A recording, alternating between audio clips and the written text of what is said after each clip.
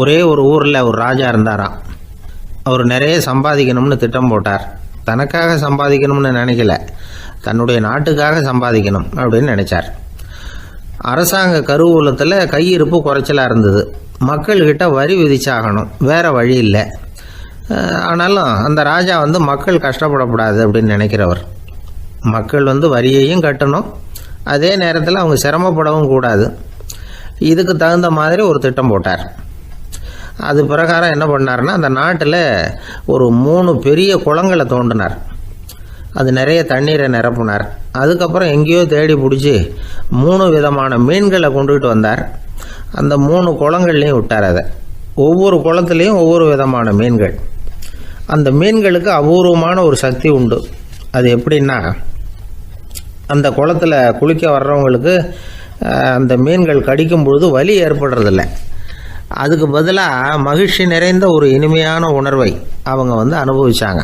அது எப்படின்னா, இந்த முதல் குளத்தில் இருந்த மீன்களால் கடிக்கப்படும் பொழுது ஒரு விதமான இன்ப மயக்கத்தில் திளைச்சிருக்கிறது மாதிரி உணர்வு. இந்த 2வது குளம் இருக்க, அதில் இருக்கிற மீன் கடிச்சதுன்னு வைங்க, மக்களுக்கு எப்படி இருக்கும்னா, கால்களே தரையில் படாமல் அப்படியே ஆகாயத்தில் மிதக்கிறது மாதிரி ஒரு உணர்வு. அதை அனுபவிக்கிறாங்க. 3வது குளத்தில் இருக்கிற மீன் கடிச்சதுன்னா அவங்கெல்லாம் அப்படியே கோடீஸ்வரராக மாறிட்டதாக ஒரு உணர்வு. அதை அவங்களால அனுபவிக்க முடியுது. இப்படி ஒரு அபூர்வமான மீன் அது, அந்த 3 வகை. இப்படி இருந்தால் மக்கள் அந்த குளங்கள் குளிக்கிறதுக்கு ஆசைப்படாமல் இருப்பாங்களா? அதனால் கூட்டம் கூட்டமாக அலமோத ஆரம்பிச்சிட்டாங்க. ஒவ்வொரு குளத்தின் கரையிலேயும் கியூ வரிசையில் நிற்க ஆரம்பிச்சிட்டாங்க. அந்த நாட்டு மன்னர் என்ன பண்ணார்னா, ஒவ்வொரு குளத்தங்கரையிலையும் ஒரு ராஜாங்க அதிகாரியை உட்கார வச்சார். டிக்கெட்டை அடித்து கொடுத்தார். குளிக்க வர்றவங்க கிட்ட ஒரு குறிப்பிட்ட தொகையை கட்டணமாக வசூலிக்க ஆரம்பித்தார். அவ்வளோதான், அரசாங்க கருவூலம் நிரம்ப ஆரம்பிச்சுட்டுது. ராஜாங்கத்துக்கு தேவையான பணம் கிடைச்சிட்டுது. இது ஒரு கதை. இதை பற்றி என்ன நினைக்கிறீங்க? அதாவது மக்களுக்கு சுமை தெரியாமலே வரி வசூல் பண்ணுறது நல்லது தானே அப்படின்னு நினைப்பீங்க. ஆனால் இன்றைக்கும் உலகத்தில் பல அரசாங்கங்கள் இதே மாதிரி 3 குளங்களை வெட்டி வச்சிருக்குது. மக்களும் அதில் குளிச்சுக்கிட்டு தான் இருக்கிறாங்க. அது எப்படிங்கிறீங்களா? அந்த முதல் குளம் தான் சினிமா தியேட்டர். அதில் குளிக்கிறவங்க தான் ஒரு விதமான இன்ப மயக்கத்தில் திளைச்சிருக்கிறது மாதிரியான உணர்வை அனுபவிக்கிறவங்க. 2வது குளம் தான் சாராய கடை. இந்த குளத்தில் குளிக்கிறவங்க தான் கால்களே தரையில் படாமல் ஆகாயத்தில் மிதக்கிறது மாதிரி உணர்வை அனுபவிக்கிறவங்க. 3வது குளம் லாட்ரி டிக்கெட். இதில் குளிக்கிறவங்க தாங்கள் அப்படியே கோடீஸ்வரர்களாக மாறினது மாதிரி ஒரு உணர்வு, அதை அனுபவிக்கிறவங்க. இன்றைக்கி பல நாடுகள் இந்த குளங்களை பயன்படுத்திக்கிட்டு தான் வராங்க. ஒரு பூவில் வண்டு உட்காருது. அதில் இருக்கிற தேனை வண்டு எடுக்குது. இந்த சமயத்தில் அந்த பூவுக்கு வலிக்குமா? அதுக்கு வலிக்கிறது இல்லை. அந்த பூவோட மலர்ச்சியும் வளர்ச்சியும் குன்றி போகிறதும் கிடையாது. ஒரு ராஜா மக்கள்கிட்ட வரி வசூல் பண்ணும் பொழுது மக்களுக்கு சிரமமும் தெரியக்கூடாது, அதே நேரத்தை அதனால் அவங்க வாழ்க்கையும் கெட்டு போயிடக்கூடாது. அது மாதிரி வரி வசூல் பண்ணணுமா. இது காளிதாசனின் ரகுவம்சத்தில் காணப்படுகிற ஒரு கருத்து. ஒரு சின்ன குழந்தை தவறுதலாக ஒரு 25 காசு நாணயத்தை மூழ்கி விட்டுது. காசு வயத்துக்குள்ளே போயிட்டுது.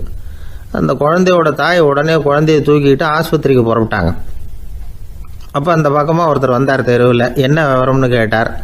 இவங்க சொன்னாங்க, குழந்தை காசை முழுகிட்டுது, அதுதான் அவசரமாக ஆஸ்பத்திரிக்கு தூக்கிட்டு ஓடுறேன் அப்படின்னாங்க. அவர் சொன்னார், கவலைப்படாதம்மா, உடனே இப்படி கொடுங்க குழந்தைய அப்படின்னு கையில் வாங்கினார். ஒரு கையில் அந்த குழந்தையோட கால் 2ஐயும் பிடிச்சி தலைகீழாக தூக்கி பிடிச்சார். இன்னொரு கையால் அந்த குழந்தையோட வயத்தில் குறிப்பாக ஒரு இடத்துல அப்படியே தேடி அந்த சுட்டு விரலால் ஒரு இடத்துல பொட்டுன்னு தட்டினார். உடனே காசு அந்த குழந்தையோட வாய் வழியாக வெளியில் விழுந்துட்டுது. காசை எடுத்துக்கிட்டு இருந்தாங்கம்மா உங்கள் குழந்தை அப்படின்னார். ரொம்ப நன்றிங்க, நிச்சயமாக நீங்கள் ஒரு டாக்டராக தான் இருக்கணும், என்னுடைய யூகம் சரிதானே அப்படின்னாங்களாம் அந்த அம்மா. அதுக்கு அவர், இல்லைங்க, நான் ஒரு இன்கம் டேக்ஸ் ஆஃபீஸர், வருமான வரி அதிகாரி அப்படின்னு சொல்லிவிட்டு போனாராம்.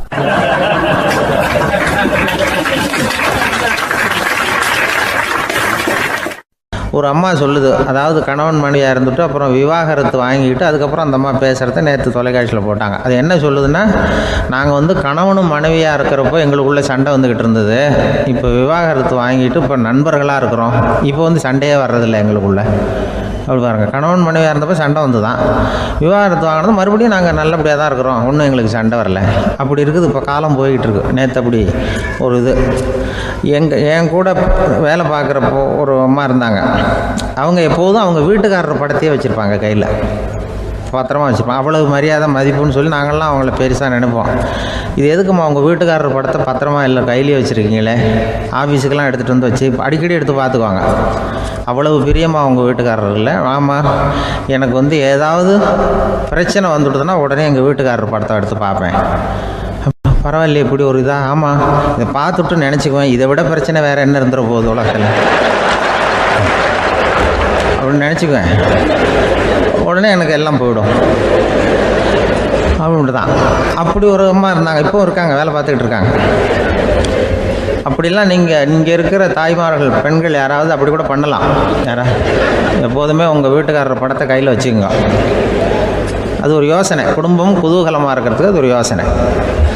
அதே மாதிரி இவங்களும் அவங்க படத்தை வச்சுக்கலாம், வச்சுக்கிட்டு பிரச்சனை வரும்பொழுது பார்த்துக்கணும், இதை விட நமக்கு என்ன வந்துட போகுது பெருசாக அப்படி தான் இருக்கணும். குடும்பம் வந்து நல்லபடியாக இருக்கணும்னா அதுக்கு இப்போ சொல்லுவாங்க, கடவுளே வந்து ஒரு வீட்டு கணவன், வீட்டு தலைவர் கனவுல வந்தாராம். கடவுள் வந்து இது மாதிரி உன்னை விட்டுட்டு உங்கள் குடும்பத்தை ஒன்றையெல்லாம் விட்டுட்டு போக போகிறேன்னா, அதனால் ஏதாவது வர வேணும்னா கேட்டு போய் வாங்கிக்கோ அப்படின்னு கடவுள் சொன்னாராம் அந்த குடும்ப தலைவர்கிட்ட.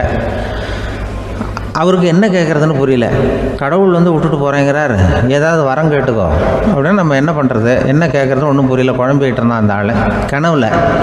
இப்போ கடவுள் சொன்னாரா, சரி நீ ரொம்ப குழப்பமாக இருக்க, நாளைக்கு மறுபடியும் உன் கனவுல வரேன், அதுக்குள்ளே நீ முடிவு பண்ணி வை, உனக்கு என்ன வரம் வேணுமோ கேட்டு வாங்கிக்கோ, உனக்கு வரம் கொடுத்துட்டு நான் போயிடுறேன், உன்னை விட்டுட்டு போகிறதா நான் முடிவு பண்ணிட்டேன் அப்படின்ட்டுருக்காரு கடவுள்.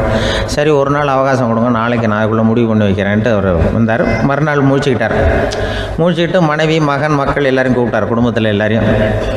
அப்படி வாங்க, இது மாதிரி நேற்று கனவுல வந்தார் கடவுள், நம்மளை விட்டுட்டு போக போகிறாராம், என்ன வரம் வேணும்னு கேட்டு வாங்கிங்கோ அப்படின்னு போய் சொல்லிட்டார். என்ன கேட்குறதுன்னா அப்படின்னு அந்த கணவன் கேட்குறான். இந்த மனைவி சொல்கிறாங்க, என் உடம்பு பூரா நகையாக இருக்கணும் அப்படின்னு கேளு அப்படின்ட்டுருக்கு. அதுக்குள்ளே அந்த ஒரு பொண்ணு ஓடி வந்து, அப்படிலாம் கேட்காதப்பா கடவுள்கிட்ட, இப்போ இருக்கிற சொத்து எவ்வளோ இருக்கோ அதுபோல் இன்னொரு பங்கு வேணும்னு கேளு அப்படின்னு. அந்த பையன் வந்து அவன் வேறு சொன்னான், அவன் அது நமக்கு வந்து இது போல் ஒரு 10 பங்காவது வேணும், 2 பங்களா கார் வேணும் அப்படின்னு அவன் ஒரு லிஸ்ட்டை கொடுத்தான். இவர் என்ன கேட்குறதுன்னு முடிவு பண்ணுறதுக்குள்ள அங்கே வேலை செய்கிற அம்மா, ஒரு வயசான அம்மா வந்திருக்கு, வேலை செய்கிற அம்மா. அது வந்து சொல்லிச்சான் இவர்கிட்ட, தப்பாரு கடவுள்கிட்ட அப்படிலாம் கேட்காதப்பா, நாளைக்கு வரும்பொழுது என்ன வர வேணும்னா எங்கள் குடும்பத்தில் எல்லாரும் அன்பாக இருக்கணும், பாசமாக இருக்கணும்னு கேட்டு வாங்கிக்கோ வரத்தை. அன்பு பாசம் குடும்பத்தில் எப்போதும் நிலவணும்னு கேட்டு வாங்கிக்கோ, வேற எல்லாம் நம்ம பார்த்துக்கலான்னு இந்த பெரியம்மா சொல்லிச்சான். மறுநாள் அதே மாதிரி படுத்து தூங்கினார். கடவுள் கனவுல வந்தார். வந்து கேட்கும்பொழுது இவர் சொன்னாராம், ஐயா எனக்கு வந்து எங்கள் குடும்பத்தில் நாங்கள் கணவன் மனைவி புள்ள குட்டி எல்லாம் பாசமாக இருக்கணும், அன்பாக இருக்கணும், இதுதான் எங்களுக்கு வர வேணும் அப்படின்னு கேட்டாராம். இவர் கேட்டதும் கடவுள் வந்து தலையை சொரிய ஆரம்பிச்சிட்டாராம். ஏன் என்ன யோசிக்கிறீங்கன்னு கேட்டிருக்காரு. நீங்கள் அன்பாக பிரியமாக இருந்தீங்கன்னா அப்புறம் ஏன் நான் உங்களை விட்டுட்டு போக போகிறேன், நான் ஏற்கனவே இல்லைங்கிறதுனால தான் உங்களை விட்டு போகலாம்னு முடிவு பண்ணியிருந்தேன். இப்போ நீங்கள் ஏற்கனவே பாசமாக இருந்தீங்கன்னா நான் இனிமேல் போக மாட்டேன், அதனால் ஏன் முடிவும் மாற்றிக்க வேண்டியது தான், உங்கள் கூட தான் இருக்க போகிறேன்னாராம். இப்படி ஒரு கதை சொல்லுவாங்க. அதனால் ஒரு குடும்பத்தில் அந்தந்த உறவு முறைகள் சரியாக இருக்கிற வரைக்கும் எல்லாம் நல்லாயிருக்கும். அங்கே தான் இறைவன் வாழும் இல்லம்ங்கிறாங்களே, அதுதான் அது. அதில் அந்த குடும்ப தலைவருங்கிறவர் கணவன் அப்படிங்கிறதுனால அவருக்கு தான் பொறுப்பு. அவருக்கு நிறைய சகிப்புத்தன்மை வேணும், கோபம் வரக்கூடாது, யார் என்ன சொன்னாலும் போகணும். சில கணவன்மார்கள் வந்து எது சொன்னாலும் மனைவி வந்து தட்டுறதில்லை. அங்கே போனால் போவாங்க, எதுக்கு போக சொல்கிறேன்னு கேட்குறதில்ல, போகிறது, இங்கே வான்னா வர்றது. திருவள்ளுவர் மனைவி இருந்தாருன்னு சொல்கிறாங்கல்ல, அது மாதிரி. அது எப்படின்னா ஒருத்தர் சொன்னார், அது அப்படி இல்லை, அதுக்கு ஒரு கதை சொன்னார். ஹிட்லர் வந்து வந்தாராம் ஒரு தடவை, ஒரு பெரிய கப்பல் மேலே, கப்பலுடைய மேல் தளத்தில் ஹிட்லர் வந்துக்கிட்டு இருக்கார். ஒரு இங்கிலீஷ் கேப்டன் எதிரில் நிற்கிறான். அவனுக்கு பெரிய ஆச்சரியம், இந்த ஆள் எப்படி இப்படி ஒரு தனி மனிதனாக இருந்துக்கிட்டு உலகத்தையே இப்படி இந்த பாடுபடுத்துகிறார் அப்படின்னு சொல்லி, உன்னுடைய வெற்றிக்கு என்ன காரணம்னு கேட்டாரான் அந்த இங்கிலீஷ் கேப்டன். இப்போ ஹிட்லர் சொன்னாராம், என்னுடைய வெற்றிக்கு காரணம் என்கிட்ட வேலை செய்கிற ஊழியர்கள். நான் கிழிச்ச கோட்டை தாண்ட மாட்டாங்க, நான் என்ன சொல்கிறேனோ அதை உடனே செய்வாங்க, ஏன் எதுக்குன்னு எதிர்த்து பேச மாட்டாங்க, அதுதான் என்னுடைய வெற்றிக்கு காரணம் அப்படின்னு சொல்லி அதை நிரூபித்து காட்டுறேன் பார் அப்படின்னு சொல்லி கையை தட்டினாராம் ஹிட்லர். உடனே ஒரு சிப்பாய் எங்கேருந்து வந்து லெஃப்ட் ரைட் போட்டு வந்து சல்யூட் பண்ணி நின்னான். உடனே ஹிட்லர் சொன்னார், நீ அப்படியே அந்த கப்பல் மேல் தளத்துலேருந்து அப்படி கடலில் விழுந்து செத்து போடா அப்படின்னு பொத்துன்னு குதிச்சுட்டான். எதுக்கு சொல்கிறேன் என்ன இதில், உடனே குதிச்சு செத்து போட்டான். இவருக்கு பெரிய ஆச்சரியம் கேப்டனுக்கு. ஹிட்லர் சொன்னார், இதுதான் என்னுடைய வெற்றிக்கு காரணம், தப்பார் இன்னொருத்தனை கூப்பிட்றேன் அப்படின்னு தட்டினா இந்த பக்கத்துலேருந்து ஒருத்தன் வந்தான், லெஃப்ட் ரைட் வந்து நின்னா, நீ இப்படி குதிச்சு செத்து போடா அப்படின்னு பொத்துன்னு குதிச்சிட்டான். எதுக்கு போக சொல்கிறீங்கன்னு ஒன்றுமே கேட்கல, குதினா உடனே குதிச்சிட்டான். அப்போ ஹிட்லர் சொன்னார், இதே மாதிரி என்னுடைய ஒவ்வொரு ஊழியர்களும் இருக்கிறாங்க, நானும் ஊழியர்களை இழக்கிறதுக்கு தயாராக இல்லை, தப்பாருக்கு தயாராக இருப்பேன் எப்போதும், தப்பார் இன்னொருத்தரம் தட்டுறேன்னு இன்னொருத்தர் வந்தார். எதிர்த்தாவில் இருந்து ஒருத்தர் லெஃப்ட் ரைட் சல்யூட் அடித்தான். நீயும் குதிச்சு செத்து போடான்னு இருக்கார் ஹிட்லர். இவனால் பொறுக்க முடியல, இந்த இங்கிலீஷ் கேப்டன் அனாவசியமாக ஒவ்வொருத்தனாக குதிச்சுட்றானேன்னு சொல்லி ஓடி போய் அவனை குதிச்சிட்டான். குதிக்கிறதுக்கு முன்னாடி பிடிச்சி தனியாக எடுத்துகிட்டு போட்டான்.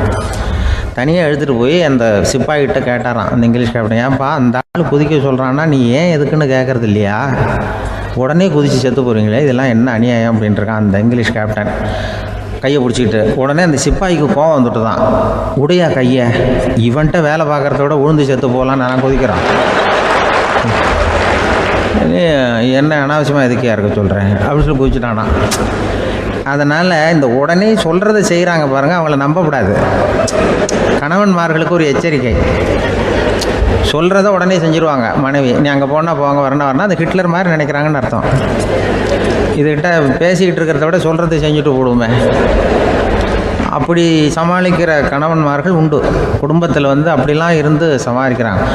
பிள்ளைகளை பற்றி சொல்லுவாங்க. ஒரு இப்போ ராமர் லட்சுமணர் கதை சொல்லுவாங்க. அதாவது ராமரும் பரதனும் பந்து விளையாடிக்கிட்டு இருந்தாங்களாம் சின்ன வயசில் பந்து விளையாடிக்கிட்டு இருந்தாங்களாம். உடனே ராமர் வந்தாராம், வந்து கோசலை அவங்க அம்மா கோசலை மடியில் சோர்ந்து போய் உட்காந்தாராம். சந்தோஷமாக வந்து உட்காந்துருக்காரு. அப்போ அந்த கோசலை அம்மா கேட்டாங்களாம், ஏன்ப்பா அப்படி இவ்வளவு சந்தோஷமாக இருக்கே, என்ன காரணம் அப்படின்னு கேட்டிருக்காரு. அப்படின்னு அந்த அம்மா கேட்டிருக்கு. ராமன் சொன்னான்னா, என் தம்பியோட நான் பந்து விளையாண்டுக்கிட்டு இருந்தேன், பரதன் அவன் வந்து ஜெயிச்சுட்டான், நான் தோத்துட்டேன், என்னை வந்து அவன் ஜெயிச்சுட்டான், அவனுடைய வெற்றி வந்து எனக்கு சந்தோஷமாக இருக்குது, தம்பியோட வெற்றி, அதனால் நான் சந்தோஷமாக இருக்கேன்னு சொல்லியிருக்கேன். அந்த அம்மாவுக்கு ரொம்ப சந்தோஷம், தம்பி ஜெயிக்கிறாங்கிறத பற்றி அண்ணன் வந்து சந்தோஷப்படுறானே அப்படின்னு. கொஞ்ச நேரத்தில் பரதன் வந்திருக்கான். அவன் சோர்ந்து போய் கலங்கி போய் வந்து அதே அம்மா மடியில் உட்காந்துருக்கான். நீ ஏப்பா நீ தான் ஜெயிச்சுட்டியாமே, நீ என்னத்துக்கு வருத்தப்பட்டுக்கிட்டு வர அப்படின்னு கேட்டிருக்கேன் அந்த அம்மா. அப்போ பரதன் சொன்னானா, நான் ஜெயிக்கணுங்கிறதுக்காக அண்ணன் விட்டு கொடுத்தாரு, தோத்துட்டாரு, அதனால் எனக்கு வருத்தமாக இருக்குது. உண்மையில் அவர் தான் ஜெயிச்சிருக்க வேண்டியது, எனக்காக விட்டு கொடுத்தாரு அண்ணன், அதனால் நான் வருத்தப்படுறேன்னா. அப்போ அந்த அம்மா சொல்லிச்சான், இப்படி தான் தம்பியினுடைய வெற்றி அண்ணனை சந்தோஷப்படுத்துது, அண்ணனுடைய தோல்வி வந்து தம்பியை வருத்தப்பட வைக்குது, இப்படி தான் இருக்கணும் அண்ணன் தம்பின்னா, அப்படி தான் குடும்பத்திலையும் இருக்கணும்னு சொல்லி அந்த அம்மா சொன்னதாக சொல்லுவாங்க ராமாயண கதை. அதே போல் இப்போ இதில் வரும், நபிகள் நாயகத்தினுடைய பேரர்கள் பாத்திமாவனுடைய பிள்ளைகள் 2 பேர், ஹசன் ஹுசைன் 2 பேர் நபிகள் நாயகத்தினுடைய பேரன்மார்கள். அன்னை பாத்திமாவனுடைய குழந்தைகள். ஹசனும் ஹுசைனும் பேசிக்கிறதே இல்லையா கொஞ்ச நாள். இந்த அம்மாவுக்கு அதை பார்க்குறாங்க, ஏதோ அண்ணன் தம்பிக்குள்ளே ஏதோ தகராறு போல் இருக்கு, ஏன் பேசிக்க மாட்டேங்கிறாங்க அப்படின்னு சொல்லி அந்த பிள்ளைகளை கூப்பிட்டு வச்சு அந்த அம்மா புத்தி சொல்லிச்சான். இந்த பாருப்பா, நீ வந்து அண்ணன் தம்பிக்குள்ளே இது மாதிரி இருக்கக்கூடாது, உங்கள் பாட்டனார் ஒரு புத்திமதி சொல்லியிருக்காரு, உனக்கு தெரியுமா, ஒரு முஸ்லீம் இன்னொரு முஸ்லீமோடு 3 நாட்களுக்கு மேல் பேசாமல் இருந்தால் அது அவனை கொலை செய்வதற்கு ஒப்பாகும் அப்படின்னு நபிகள் நாயகம் சொல்லியிருக்கார், தெரியுமா உனக்குன்னு அந்த அம்மா சொல்லிச்சான். அப்போ அந்த தம்பிக்காரர் சொன்னாராம், ஹுசைன் சொல்லியிருக்கார், அதுவும் எனக்கு தெரியும். அதே தாத்தா பாட்டனார் என்ன சொல்லியிருக்காருன்னா, அந்த 2 பேரில் யார் முதல்ல சலாம் சொல்கிறாங்களோ, யார் முதல்ல முன்னாடி பேசுகிறாங்களோ அவங்களுக்கு சொர்க்கம் கிடைக்கும், இறைவனுடைய ஆசி கிடைக்கும்னு சொல்லியிருக்கிறார். அந்த ஆசி அண்ணனுக்கு கிடைக்கட்டுமேங்கிறதுக்காக நான் பேசாமல் இருக்கிறேன் அப்படின்னா. அந்த ராமனும் பரதனும் எப்படி இருந்தாங்களோ அப்படி தான் ஹசனும் ஹுசைனும் இருந்திருக்கிறார்கள். அந்த பாசம்தான் குடும்பத்தில் வேணும். வாழ்க்கையில் வெற்றி பெற என்ன வழி? இது ஒரு முக்கியமான கேள்வி. இதுக்கு எல்லாரும் பொதுவாக சொல்கிற ஒரு பதில், உழைச்சா வெற்றி பெறலாம் அப்படிங்கிறது தான். வாழ்க்கையில் வெற்றி பெற உழைப்பு மட்டும் இருந்தால் போதாது, நேர்மையும் வேணும் அப்படிங்கிறார் பால் ஹாஃப்மேன். இவர் யார் தெரியுமா? இவர் ஒரு பெரிய பொருளாதார நிபுணர். இரண்டாவது உலகப் போர் முடிஞ்ச சமயம். அப்போ இவர் அமெரிக்காவின் நிதி ஆலோசகராக இருந்தார். தன்னுடைய வாழ்க்கையில் நடந்த பழைய நிகழ்ச்சி ஒன்று அவர் சொன்னார். இளம் வயசில் படித்து முடித்ததும் அவர் வேலை தேடிக்கிட்டு இருந்தாராம். அப்போ ஒரு கால்நடை வைத்தியர்கிட்ட போய் வேலை கேட்டிருக்கார். இவர் அங்கே போன சமயத்தில் அந்த டாக்டர் தன்னுடைய பழைய கார் ஒன்றை விற்பனை செய்யறதுக்காக வேற ஒருத்தர்கிட்ட பேரம் பேசிக்கிட்டு இருந்தார். வாங்க வந்தவர் இவர்கிட்ட அந்த காரை பற்றின விவரம்லாம் கேட்டுக்கிட்டு இருந்தார். கார் நல்ல நிலைமையில் இருக்குமா அப்படிங்கிற கவலை அவருக்கு. எல்லா விவரங்களையும் கேட்டுக்கிட்டு அவர் கடைசியாக சொன்னார், டாக்டர், இந்த காரை நீங்களே என்னுடைய ஊருக்கு ஓட்டிகிட்டு வர வேண்டியது. கார் எந்த ரிப்பேரும் ஆகாமல் என்னுடைய ஊருக்கு சேர்ந்துட்டுதுன்னா அங்கேயே நான் பணம் கொடுத்து இந்த காரை வாங்கிக்கிறேன் அப்படின்னார். நம்ம கார் அவ்வளோ தூரத்துக்கு வழியில் எந்த கோளாறும் இல்லாமல் போய் சேருமா அப்படிங்கிற சந்தேகம் டாக்டருக்கு. அவர் என்ன செஞ்சார் தெரியுமா?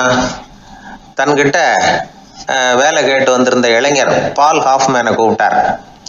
அவர்கிட்ட சொன்னார், இதை பாருப்பா, இந்த காரை நீ அவருடைய ஊர் வரைக்கும் நல்லபடியாக ஓட்டிகிட்டு போய் சேர்த்துட்டீன்னா உனக்கு நான் வேலை கொடுத்து விட்றேன். அது மட்டும் இல்லை, காரு விற்கிற தொகையில் கமிஷனும் கொடுக்குறேன். என்ன சம்மதமா அப்படின்னு கேட்டார். ஹாஃப்மேன் யோசனை பண்ணார். அதுக்கப்புறம் சரின்னு சொல்லி சம்மதிச்சார். கொஞ்ச நேரத்தில் அவரும் கார் வாங்க வந்தவரும் புறப்பட்டாங்க. இவர் ரொம்ப சிரமப்பட்டு வழியில் எங்கேயும் நிறுத்தாமல் காரை ரொம்ப சாமர்த்தியமாக ஓட்டிகிட்டு போய் சேர்த்துட்டார். இவரை அழைச்சிக்கிட்டு வீட்டுக்குள்ளே போனார். அப்புறம் கேட்டார், இதை பார்ப்பா, இப்போ சொல்லு, இந்த காரோட நிலைமை இப்போ எப்படி இருக்குது? உண்மையிலேயே இது நல்ல நிலைமையில் இருக்குதா? உன்னுடைய மனசாட்சிப்படி பதில் சொல் அப்படின்னார். இவரும் உடனே காரு நல்ல நிலைமையில தான் இருக்குது அப்படின்னு சொல்கிறதுக்கு வாயை திறந்தார். அதுக்குள்ள பார்வை எதிரில் உள்ள சுவர் மேலே பட்டுது. அங்கே இயேசுநாதர் படம் ஒன்று மாட்டியிருந்தாங்க. அதுக்கு அடியில் எழுதியிருந்த வாசகம் என்னன்னா, நீ பேசும் ஒவ்வொரு வார்த்தையையும் இயேசு கவனித்து கொண்டிருக்கிறார் அப்படின்னு இருந்தது. அந்த வரிகளை பார்த்தார். உடனே காரு சரியில்லை அப்படிங்கிற உண்மையை சொல்லிவிட்டார். இவர் இப்படி சொன்னதும் இவரை ரொம்ப ஆச்சரியமா பார்த்தார். இவர்கிட்ட இருந்த நேர்மை அவரை சிந்திக்க வச்சது. உன்னுடைய நேர்மையை பாராட்டுறேன், உனக்கு கமிஷன் கிடைக்கணுங்கிறதுக்காகவே நான் இந்த காரை வாங்கிக்கிறேன்னார். இப்போ அவர் திகைச்சு போய் நின்னார். மறுபடியும் அவர் சொன்னார், நீ காரை ஓட்டிட்டு வரும்பொழுதே உன்னுடைய திறமையை பார்த்தேன், உனக்கு விருப்பம் இருந்தால் நீ என்கிட்டயே வேலைக்கு சேர்ந்துடலாம் அப்படின்னார். பால் ஹாஃப்மேன் அவர்கிட்ட வேலைக்கு சேர்ந்தார். படிப்படியாக முன்னேறினார். கடைசியில் பார்த்தீங்கன்னா அமெரிக்காவுடைய நிதி ஆலோசகராக ஆனார். அதுக்கப்புறம் அவர் அந்த பழைய சம்பவத்தை எப்பவும் மறக்கறதில்ல, அடிக்கடி சொல்கிறது உண்டு. அதனால் இதிலேருந்து நாம் தெரிஞ்சுக்க வேண்டியது என்னென்னா, வாழ்க்கையில் முன்னுக்கு வரணும்னா உழைப்பு மட்டும் போதாது, நேர்மையும் வேணும். ஆனால் இந்த காலத்தில் சிலருடைய நேர்மை நமக்கு ஆச்சரியமாக கூட இருக்கும். ஒருத்தர் புஸ்தக கடை வச்சுருந்தார். ரொம்ப நேரமாக தேடி ஒரு புத்தகத்தை கையில் எடுத்தார். அதுக்கு பில் போட சொன்னார். அந்த புத்தக கடைக்கு வந்த இன்னொருத்தர் பில் போடுறவர், சார், இந்த புத்தகம் மகா அறுவை, மகா மட்டம், இது வேணாம், உங்களுக்கு வேற ஏதாவது ஒன்று பாருங்கன்னார். புத்தக கடை வச்சிருக்கிறவரே இப்படி சொன்னார். வாங்க வந்தவர் இவர் ஆச்சரியமா பார்த்தார். உங்கள் நேர்மையை பாராட்டுறேன், அது சரி, இந்த புத்தகத்தை ஏற்கனவே நீங்கள் படித்து பார்த்துட்டீங்களான்னு கேட்டார். அதை படித்து வேற பார்க்கணுமான்னார். அப்புறம் எப்படி இது மகா மட்டம்னு சொல்கிறீங்க அப்படின்னார். அதை எழுதினவனே நான் தான் சார் அப்படின்னார் அவர். இது ஒரு விதமான நேர்மை, நேர்மையை ஒத்துக்கிறது. எப்படி இருந்தாலும் வாழ்க்கையில் உழைப்பும் நேர்மையும் உயர்வதற்கு வழிகள். உழைப்பை விட நேர்மை முக்கியம் அப்படிங்கிறத புரிந்து கொண்டால் வாழ்க்கையில் வெற்றி நிச்சயம்.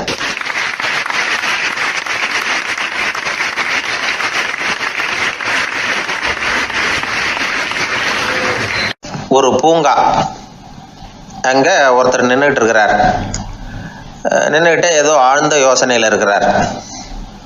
அந்த பக்கமாக இன்னொருத்தர் வந்தார். இவரை கவனிச்சார். என்ன யோசனைன்னு கேட்டார். எப்படி எழுந்திருக்கிறதுன்னு யோசனை பண்ணிட்டு இருக்கிறேன்னாரு அவர். கேட்டவருக்கு ஒரு மாதிரி ஆயிட்டுது. ஏற்கனவே நின்றுக்கிட்டு இருக்கிற ஒருத்தர் எப்படி எழுந்திரிச்சு நிற்கிறதுன்னு யோசிக்கிறாருன்னா அது ஆச்சரியம் தானே. அதுக்கப்புறம் இவர் யோசிக்க ஆரம்பிச்சார். என்ன இவர் இப்படி பேசுறாரு அப்படின்னு. கீழே விழுந்தாதானே எழுந்திரிச்சு நிற்க முடியும். அதனால எழுந்திருக்கணும்னு நினைக்கிறவங்க முதல்ல கீழே விழணும். இவர் முதல்ல கீழே விழணும், அதுக்கப்புறம் தான் எழுந்திருக்கிறது எப்படின்னு சிந்திக்க முடியும். இந்த உலகத்துல எல்லாருமே கீழே விழுந்து எழுந்தவர்கள் தான். இப்போ இந்த குழந்தை பருவத்தில் கீழே விழாம நடைபயில கற்றுக்கிட்டவங்க யாராவது உண்டா? சின்ன வயசுல ஒரு தடவை கூட கீழே விழலை சார், அப்படியே பிறந்தார், வளர்ந்தார், பெரியவர் ஆயிட்டார் அப்படின்னு யாரையும் சொல்ல முடியாது.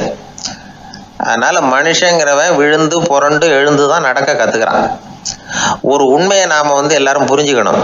இந்த உலகத்துல தவறு செய்யாத மனிதர்களே யாரும் கிடையாது.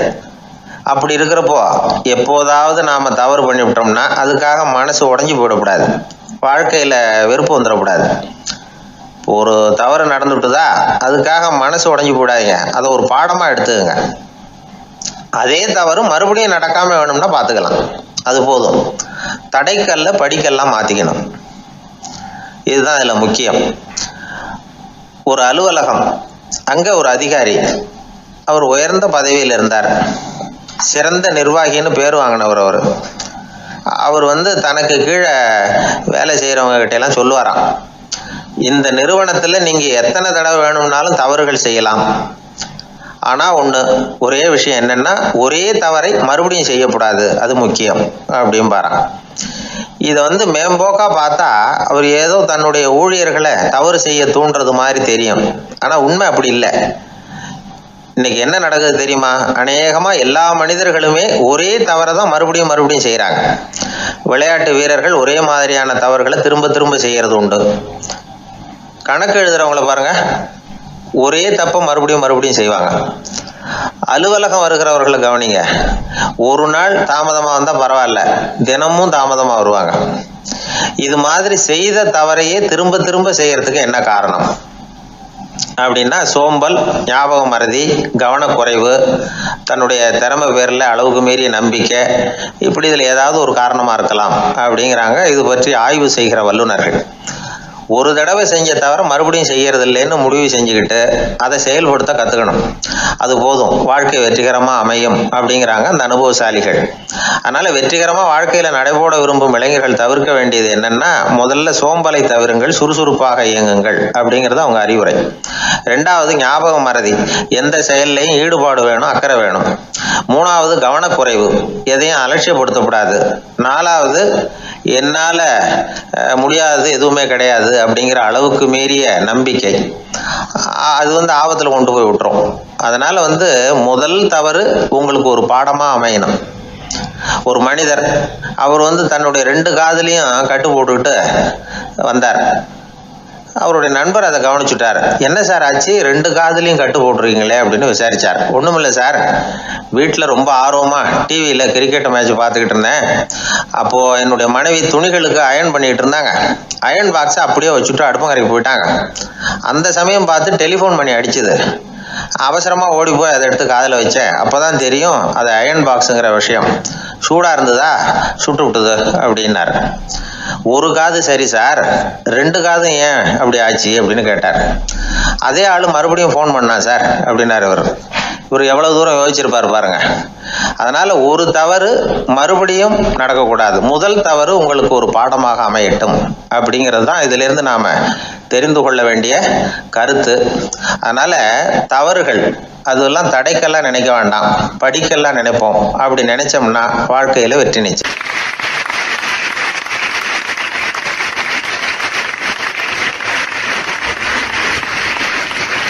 நபிகள் நாயகம் உட்கார்ந்திருக்கிறார்.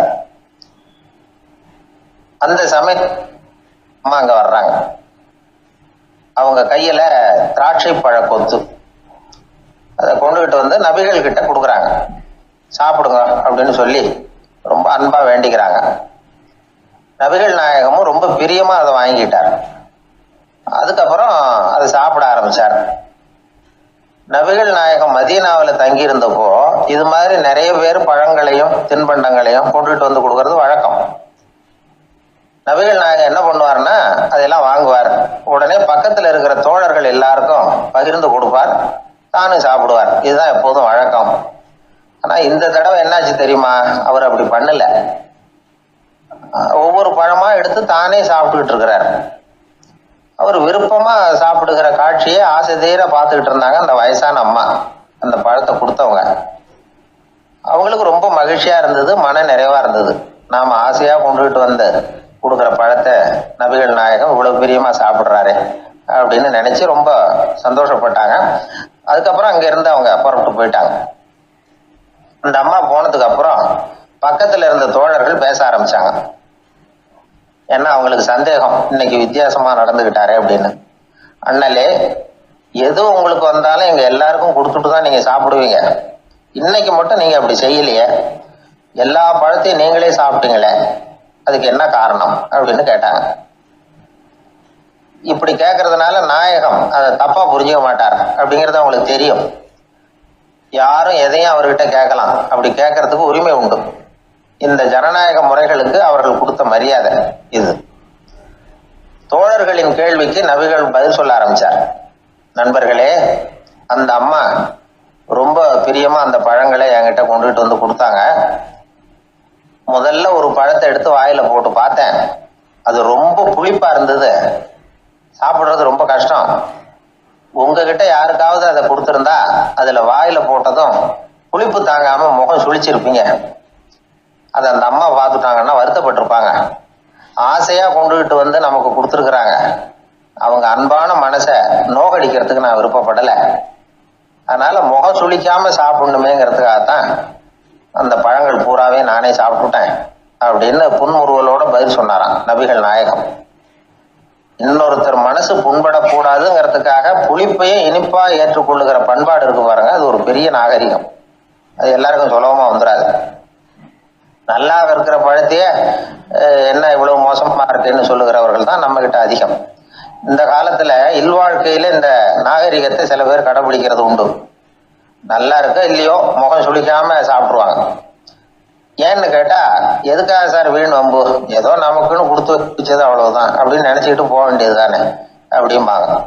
இவங்கெல்லாம் கூட ஒரு விதத்துல பண்பாடு தெரிஞ்சவர்கள் தான். ஒரு ஆளு ஊர்லாம் சுத்தி விட்டு கடைசியில அழுத்து போய் ஒரு ஹோட்டலுக்குள்ள நுழைஞ்சானா. ரொம்ப களைப்பா இருந்தது அவனுக்கு. அதனால ரொம்ப களைப்படைஞ்சு போய் ஒரு நாற்காலியில போய் உட்காந்துருக்கிறான். இவனை பார்த்ததும் சர்வர் ஓடி வந்தார். சார் உங்களுக்கு என்ன வேணும்னு கேட்டார்.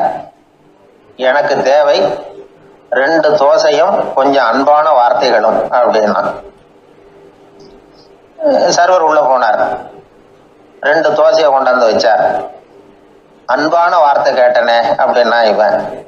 சர்வர் ரொம்ப பணிவா குனிஞ்சு இவன் காதோரமா சொன்னார், ஐயா இந்த தோசையை சாப்பிட்றாதீங்க, புளிச்சு போன பழைய மாவு அப்படின்னாரு. இது பாருங்க, அன்பான வார்த்தையும் 2 தோசையும் கேட்டார், கொண்டாந்து கொடுத்துட்டார்.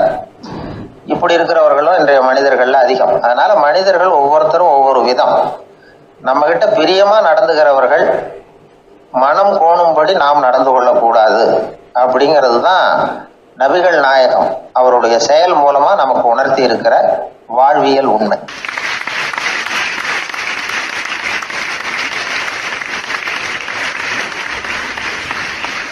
மனித நேயம்ங்கிறத பற்றி சொல்லுவாங்க. மனித நேயம் ஏன்னா ஒரு கணவன் கணவனாக இருக்கணும், மனைவி மனைவியாக இருக்கணும். ஒரு மனுஷன் இன்னைக்கு மனிதன் மனிதனாக இல்லை, மனித நேயம் குறைஞ்சி போச்சு. எது குடும்ப உறவுகள்லாம் ரொம்ப மாறி போச்சுன்னு சொல்ல. இப்போ நாகரிகத்தில் அப்படி தான் இருக்குது. ஒரு இதில் ஒருத்தன் என்ன பண்ணியிருக்கிறான், ஒரு சின்ன பையனை கொண்டு வந்தானா. ஒரு சின்ன பையன் பக்கத்தில் இருக்கான். ஒரு பெரியவர் கேட்டிருக்காரு, யாரப்பா அந்த பையன் அப்படின்னு கேட்டிருக்காரு. இவன் சொன்னான்னா, இந்த பையன் எனக்கு தூரத்து உறவுன்னு இருக்கான். சரி, தூரத்து உறவுன்னா எப்படி அப்படின்னு கேட்டிருக்கான். இந்த பையன் எங்கள் அப்பாவுக்கு 8வது புள்ள அப்படின்னானா. கூட பிறந்தவனே அவ்வளோ தூரமாக போயிட்டான், 8வதாக பிறந்தான். அப்படி இருக்கு குடும்ப உறவுகள்ங்கிறது. மனுஷனுக்கு வேல்யூ விஞ்ஞானம் எப்படி போட்டிருக்குன்னா, ஒரு மனித உடம்பில் இருக்கிற கால்சியத்தை மட்டும் தனியாக எடுத்தால் ஒரு சின்ன ரூமுக்கு வெள்ளை அடிக்கலாமா. ஒரு மனுஷ உடம்புல இருக்கிற பாஸ்பரஸை மட்டும் தனியாக எடுத்தால் ஒரு 40 நெருப்பு வச்சு தயார் பண்ணலாம். ஒரு மனுஷ உடம்புல இருக்கிற இந்த கொழுப்பு சத்தை மட்டும் தனியாக எடுத்தால் ஒரு 7 சோப்பு கட்டி தயார் பண்ணலாம். அது மாதிரி ஒரு மனுஷ உடம்புல இருக்கிற இரும்பு சத்தை மட்டும் தனியாக எடுத்தால் ஒரு 2 அங்குல ஆணி 2 செய்யலாம். இவ்வளவுக்கும் விலை போட்டால் 42 ரூபா 50 காசு. இதுதான் மனுஷனுக்கு விஞ்ஞானம் போட்டிருக்கிற விலை. அது எப்போ அது ஒசரும்னா, அவன் மனுஷனாக இருக்கிற வரைக்கும் இருக்கிறப்ப. அதுவும் செத்து போனால் அதுவும் கிடையாது, செத்து போனால் அதுவும் குறைஞ்சிரும். மிருகங்களுக்கெல்லாம் அப்படி இல்லை, செத்ததுக்கு அப்புறம் விலை கூடும். அங்கெல்லாம் எல்லா ஊர்லேயும் பார்த்திங்கன்னா உயிர் கோழி 50 ரூபா, உரிச்ச கோழி 60 ரூபான்னு போட்டிருக்கோம். செத்ததுக்கு அப்புறம் 10 ரூபா அதிகம். மனுஷனை நீ உயிர் மனுஷன் 42 ரூபா 50 காசு, செத்ததுக்கு அப்புறம் 52 ரூபான்னா நீயே வச்சுக்கிடாது, எனக்கு எது கண்டு போட்டு. அவன் வந்து எப்போ அவனுக்கு வேல்யூ கூடும்னா மனிதன் மனிதனாக வாழும்பொழுது தான் வேல்யூ கூடும். குடும்பத்தில் வந்து அந்த பாசத்தோடு வாழணும்னு கடவுள்கிட்ட கேட்டு சொன்னாங்களே, அதுதான். இந்த சமூகங்கிறதும் ஒரு பெரிய குடும்பம்தான். அதனால தான் இந்த நாட்டுக்கு உள்ள பெருமையை எல்லாரும் ஒற்றுமையாக இருந்தால் எதையும் சாதிக்கலாம்ங்கிறது தான் இந்த நாட்டுக்கு உள்ள பெருமை. அப்படி நிரூபித்தோம். அதனால் சமூகங்கிறதும் ஒரு குடும்பம் மாதிரி இருக்கிறது தான் பெருசு. இப்போ சில இதெல்லாம் இப்போ ஜாதி மத வேறுபாடெல்லாம் வந்து நம்முடைய முன்னேற்றத்தை வந்து தடுக்கும். விலங்குகள் வந்து நம்மளோட மேலானது. அதான் ஒரு ஊரில் ஒரு சிவன் கோயில் இருந்து தான். சிவன் கோயிலில் அந்த புறாவெல்லாம் வளர்ந்துக்கிட்டு இருந்திருக்கு. அந்த மாடத்தில், சிவன் கோயில் மாடத்தில் புறாவெல்லாம் குடியிருந்திருக்கு. உடனே அதுக்கு கும்பாபிஷேகம் பண்ணுறதுக்காக ஊரில் திட்டம் போட்டாங்க. சிவன் கோயிலுக்கு வெள்ளடிக்க ஆரம்பித்தாங்க. வர்ணம் பூச ஆரம்பித்ததும் அதுக்கு சாரம் கட்டுவாங்கல்ல, அந்த குச்சியெல்லாம் வச்சு சாரம் கட்டுவாங்க. உடனே இந்த புறாவெல்லாம் என்ன பண்ணிச்சான், இனிமேல் நம்ம இங்கே வெள்ளடிக்கிறாங்க, கும்பாபிஷேகம் வருது, நம்ம இங்கே குடியிருக்க முடியாது, எதிர்த்தாப்புல எங்கே போகலான்னு பார்த்துருக்கு. இந்த உயரம் கோபுரத்தில் இருந்த புறாவெல்லாம் எதிர்த்தாப்புல ஒரு மாதா கோயில் இருந்திருக்கு, சர்ச்சு. அங்கே சில மாடங்களில் புறாவெல்லாம் இருக்குது, சில மாடம் இருக்குது. உடனே நம்மளாம் அங்கே போயிடும் கொஞ்சம் காலத்துக்குன்னு எல்லாம் புறப்பட்டு இந்த மாதா கோயிலுக்கு போயிடுது. அங்கே போனால் அங்கே இருக்கிற புறாவோடு சேர்ந்து இதுவும் குடியிருந்துட்டுருக்கு. கொஞ்ச நாள் என்னாச்சு, அங்கே கிறிஸ்மஸ் வந்துட்டுது. கிறிஸ்மஸ் வந்ததும் சரி இங்கேயும் வெள்ளடிக்க ஆரம்பிக்கிறாங்க. நம்ம மறுபடியும் எங்கடா போகிறதுன்னு பார்த்தா அங்கே இருக்கிற புறாவோட சேர்ந்து இதுவும் சேர்ந்து நேராக ஒரு பள்ளிவாசல் இருந்தது. எதுக்கு அங்கே இருக்கிற மாடத்தில் போய் அங்கே குடியேறிட்டுது எல்லாம். அங்கே போனால் அங்கே ரமலான் மாதம் வந்து ரம்ஜானுக்காக அதையும் புதுப்பிக்க ஆரம்பித்தாங்க. இது என்ன பண்ணுறதுன்னு சொல்லி இந்த 3 செட்டு புறாவும் சேர்ந்து என்ன பண்ணிச்சு, எங்கே போகலான்னு பார்த்தா மறுபடியும் அதுக்குள்ளே இந்த சிவன் கோயிலில் கும்பாபிஷேகம் முடிஞ்சிருக்கு. அங்கே போடுவோம் எல்லாரும் சொல்லி எல்லா புறாவும் அந்த சிவன் கோயிலுக்கு வந்துட்டுது. அங்கே போய் மாடத்தில் அதை குடியிருந்துட்டுது. அப்போ திடீர்னு ஒரு நாள் பார்த்தா ஒரே கலவரம் பூமியில் எல்லாம் ஒருத்தன் அருவாளை தூக்கிட்டு நிற்கிறான், குச்சி எடுத்து ஒருத்தனை சுட்டுக்கிறான். ஒரே கலவரம், சத்தம், ஒரே மத கலவரம் வந்துட்டுது ஊரில். அப்போது புறாவெல்லாம் மாடத்தில் இருந்துக்கிட்டு ஒரு குஞ்சு புறா அவங்க அம்மாட்ட கேட்டு தான், இது என்ன, இந்த மனுஷனுக்கு என்னாச்சு, அவன் கத்தியை தூக்கிட்டு நிற்கிறானே அப்படின்னு கேட்டுதான். ஒரு குஞ்சு புறா அவங்க அம்மாட்ட கேட்டுதான், அம்மா புறா. இப்போ அம்மா அந்த புறா சொல்லிச்சான், மனுஷனுக்கு இப்போ மதம் பிடிச்சிருக்கு, அதான் கத்தியை தூக்கிட்டு நிற்கிறான் அப்படின்ட்டுருக்கு. இப்போ நமக்கெல்லாம் பிடிக்கலையே அப்படின்னு தான்.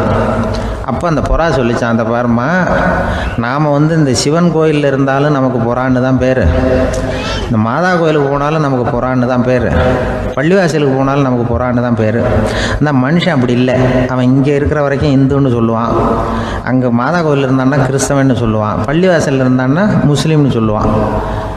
அப்போ குஞ்சு புறா அது என்ன இப்படி பண்ணுறாங்க மனுஷங்க, இப்போ அவங்கள விட நம்ம வசதி போல் இருக்க, நம்ம தேவலாம் போல் இருக்க அப்படின்னு தான் அந்த குஞ்சு புறா. அப்போ அந்த தாய் புறா சொல்லிச்சான், உண்மைதான், அதனால தான் நம்ம மேலான இடத்துல இருக்கிறோம், அவன் கீழே நிற்கிறான் என்னமோ அப்படின்னு சொல்லிச்சான். இதுதான் அந்த குடும்பம்ங்கிறது, சமுதாயம்ங்கிறது ஒரு பெரிய குடும்பம். அது இந்த புறாக்கிட்டேருந்து மனுஷன் கற்றுக்க வேண்டியிருக்கு. அப்படி இருக்குது இன்றைக்கி மனுஷனுடைய நிலைமை. அதை வந்து புரிஞ்சுக்கணும். அப்படி தான் ஒவ்வொரு இதுலேயும் நாம் வந்து நடந்து கொள்ள வேண்டியிருக்குது. மிருகங்கள்டேருந்து கற்றுக்கிற வாய்ப்பெல்லாம் இருக்குது. அப்படி சொல்லுவாங்க, குடும்பத்தில் வந்து அப்படிலாம் இருந்து சமாளிக்கிறாங்க. குடும்பத்தில் ஒருத்தர் அனுசரிப்பு தன்மைங்கிறது ரொம்ப அவசியம். கணவன் மனைவின்னா அனுசரித்து போகணும்னு சொல்லுவாங்க. அதாவது ஒரு கணவன் அதுக்காக தான் அந்த காலத்துலலாம் ஒரு வீட்டுக்கு வந்து மாப்பிள்ளை தேடுறதுங்கிறது ஒரு பெரிய குடும்பத்தை நிர்வகிக்கிற அளவுக்கு ஒரு கணவனாக வரக்கூடிய எப்படி இருக்கணும் அப்படின்னா, அந்த காலத்தில் புலி வேட்டைக்கு போகணும். ஒரு பொண்ணுக்கு மாப்பிள்ளை தேடுறதுன்னா நம்ம தமிழ் பழக்கம் என்னென்னா, காட்டுக்கு போய் ஒரு புலியை வேட்டையாடிட்டு வரணும். அந்த புலி பல்லு அல்லது நகத்தை கொண்டுட்டு வரணும் அந்த இளைஞன். அதை வந்து வீட்டில் கொடுப்பான். அதை தான் கட்டி அதை வந்து இதாக கட்டுவாங்க, மாலையாக போடுவாங்க, தாலியாக கட்டுவாங்க. அதாவது வீரம் இருக்கா பையனுக்குன்னு பார்ப்பாங்க. ஒரு பொண்ணு வேணும்னா நீ முதல்ல வீட்டுக்கு பொண்ணு கேட்க போகக்கூடாது, காட்டுக்கு போகணும், போய் புலியை கொண்டு வா, அதுக்கப்புறம் தான் உனக்கு பொண்ணு அப்படின்னு சொல்லுவாங்க. இப்போலாம் ஏன் போகிறது இல்லைன்னா, இப்போலாம் ஒருத்தனை வந்து காட்டுக்கு போய் புலிப்பல் கொண்டு வரனா புலி தான் மாப்பிள்ளையாக வரும். அதனால தான் இப்போ போகிறதில்ல யாரும் காட்டுக்கு. அப்போ வந்து பெண்களும் வந்து ரொம்ப வீரமாக இருந்தாங்க. பெண்கள் மூலம் அந்த காலத்தில் எப்படின்னா, முறத்தாலேயே புலியை துரத்துவாங்களாம். நம்ம பழைய பாட்டிலெல்லாம் பார்த்துருப்பீங்க, முறத்தால் புலியை விரட்டினாங்கன்னு வரும் பழைய பாட்டு. அந்த அளவுக்கு பெண்களுக்கு வீரம். இப்போ கல்யாணம் ஆகி இந்த காலத்தில் ஒரு கணவனை வந்து விரட்டிட்டு வந்தாங்களாம் முறத்தை எடுத்துக்கிட்டு ஒரு மனைவி. அவன் பயந்துட்டு வெளில ஓடி வரான். பின்னாடி முறத்தை எடுத்துகிட்டு அந்த அம்மா ஓடி வருது.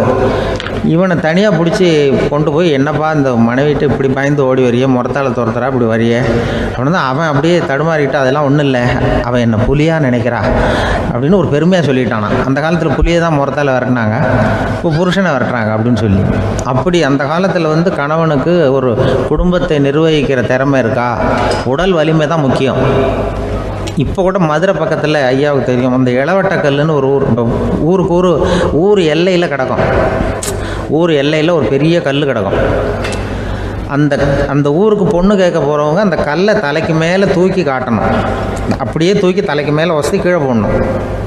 அந்த வலு இருந்தால் தான் நீங்கள் அந்த ஊருக்குள்ளேயே போகலாம், பொண்ணு கேட்குறதுக்கு போகலாம். இல்லைன்னா நீ திரும்பி போக வேண்டியதான். அந்த வலிமை இருக்கா மாப்பிள்ளைன்னு பார்க்குறாங்க. இளவட்டக்கல்லுன்னு பேர். அப்போ என்ன பண்ணாங்கன்னா, ஒரு 1000 வருஷத்துக்கு முன்னாடி அந்த கல்லை தலைக்கு மேலே தூக்கி கீழே போடுவாங்களாம். ஒரு 500 வருஷத்துக்கு முன்னாடி அப்படி கொஞ்சம் தூரம் இடுப்பு அளவுக்கு தூக்கி கீழே போட்டுக்கிட்டு இருந்துருக்குறாங்க. அதுக்கப்புறம் ஒரு 100 வருஷத்துக்கு முன்னாடியெல்லாம் அப்படி முழங்கால் அளவுக்கு அப்படி தூக்கி போட்டால் போகிறோம்னு வச்சுருந்தாங்களாம். இப்போ நான் அந்த ஊருக்கு என் கூட பழனிசாமின்னு ஒருத்தர் இருக்கார். அவர் போய், உனக்கு எப்படிப்பா இந்த ஊரில் கல்யாணம் ஆச்சு அப்படின்னா, இப்போலாம் நாங்கள் தொட்டு கும்பிட்டா போகிறோம், அதை அசைக்கிறது கூட இல்லை. அப்படி ஆகிட்டுது. ஒரு குடும்பத்தை கணவனாக வரப்போகிறவனுக்கான தகுதி அந்த காலத்தில் அப்படி இருந்துதான். அப்படி வந்து கணவன் வந்து தேர்ந்தெடுக்கிறது, குடும்ப தலைவனை தேர்ந்தெடுக்கிறது ஒரு பெரிய காரியம். ஒரு பெரிய செல்வந்தர் போட்டி வச்சாராம். ஒரு நீச்சல் குளம், அதில் யார் வேணாலும் குதித்து அந்த பக்கம் போய் கரையேறலாம். அந்த நீச்சல் குளத்தில் விஷப்பாம்புலாம் கிடக்கு. யார் துணிஞ்சி அந்த விஷப்பாம்பு இருக்கிற குளத்தில் குதித்து அந்த பக்கம் போய் கரையேறானோ அவனுக்கு ஒரு 100 ஏக்கர் நிலம் கொடுப்பேன். அது வேண்டான்னா ஒரு 1000 ஆடு கொடுப்பேன். அதுவும் வேண்டான்னா என் பொண்ணை கொடுப்பேன் அப்படின்னு போட்டி வச்சார். அதான் மாப்பிள்ளையை தேர்ந்தெடுக்கிறதுக்கு அவர் ஒரு வழி. நீச்சல் குளத்தில் குதிச்சு கரையேறணும். இப்போ அந்த ஊரில் இருக்கிற இளைஞர்கள்லாம் வந்து பார்க்குறாங்க அந்த குளத்தில் குதிக்கணும்னு. ஆனால் குளத்தில் ஒரு விஷப்பாம்புலாம் கிடக்கு. இது என்ன பண்ணுறதுன்னு பார்த்தா யாருமே குதிக்கிறதுக்கு தைரியம் வரல. திடீர்னு ஒருத்தன் துணிஞ்சு குதிச்சான். படபடன்னு அடிச்சுட்டு போய் அந்த பக்கம் கரையேறிட்டான். கரையேறின உடனே பரவாயில்லையே ஒரு ஆள் வந்துட்டான்னு சொல்லி அவனை அந்த இளைஞனை போய் பிடிச்சிட்டு வந்தாங்க. அந்த பெரியவர் கேட்டார், ஏப்பா இவ்வளவு பெரிய விஷப்பாம்பெல்லாம் கிடக்கிற நீச்சல் குளத்தில் நீ துணிஞ்சு குதித்து கரையேறி இருக்கிற, உனக்கு என்ன 1000 ஏக்கர் நிலம் கொடுத்துருவா, 100 ஏக்கர் நிலம் கொடுக்குவா சொல்கிறப்படி அப்படின்னா, வேண்டாம் சார்ன்றான். ஓஹோ அப்படின்னா ஒரு 1000 ஆடு வேணுமா உனக்கு அப்படின்னா, அதுவும் வேண்டாம் சார். ஓ அப்படின்னா என் பொண்ணு வேணுமா அப்படின்னா, அதுவும் வேண்டாம் சாருங்கிறான். அப்புறம் எதுக்குடா குதிச்சுன்ட்டு, என்ன உனக்கு என்ன தான் வேணும் அப்படின்னு கேட்டிருக்காரு. என்னை எவன் பிடிச்சி தள்ளி விட்டவன்னு தெரியணும் அப்படின்றான். அதுக்காக அவன் பார்த்துருக்கான். அப்படி இருந்தால் தான் துணிச்சல் வரும் இந்த காலத்தில். எதுக்கு இவ்வளவு சங்கடம்லாம் வச்சாங்கன்னா, ஒரு குடும்பத்துக்கு தலைவராக வர வேண்டிய ஒரு ஆள், கணவனாக இருக்க வேண்டியவனுக்கு துணிச்சல் இருக்கா, தைரியம் இருக்கா அப்படிங்கிறது பார்க்கறதுக்காக இப்படிப்பட்ட தேர்வு முறைகள்லாம் வச்சுருந்தாங்க அந்த காலத்துலலாம்.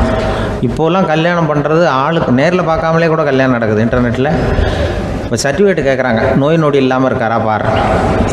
காட்டுக்கெலாம் போக வேண்டாம், நேராக ஆஸ்பத்திரிக்கு போய் ஒரு சர்டிஃபிகேட் வாங்கிட்டு வா, உனக்கு ஒன்றும் வியாதி இல்லைன்னு ப்ரூவ் பண்ணு, அதுக்கப்புறம் பார்த்துக்கலாம், மற்றதை பேசுவோம் அப்படின்னு சொல்லி அப்படி இருக்குது நிலைமை.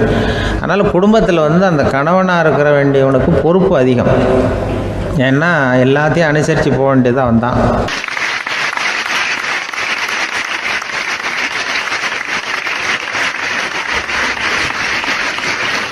ஒரு ஆள் இருந்தார். விலங்குகள் பேரில் அவருக்கு ரொம்பவும் பிரியம். அதனால் தன்னுடைய வீட்டில் ஒரு நாயை வளர்த்தார். அதே மாதிரி கழுதையையும் வளர்த்தார். அந்த கழுதை அவர் வீட்டு கொல்லை பக்கத்தில் நின்றுக்கிட்டு இருக்கும். ஏதாவது பொதி சுமக்கிற வேலை இருந்ததுன்னா அதை கவனிச்சிக்கும். அந்த நாய் வந்து வீட்டுக்குள்ளே இருக்கும். நாய்க்கு அந்த வீட்டில் ராஜ உபசாரம் தான்.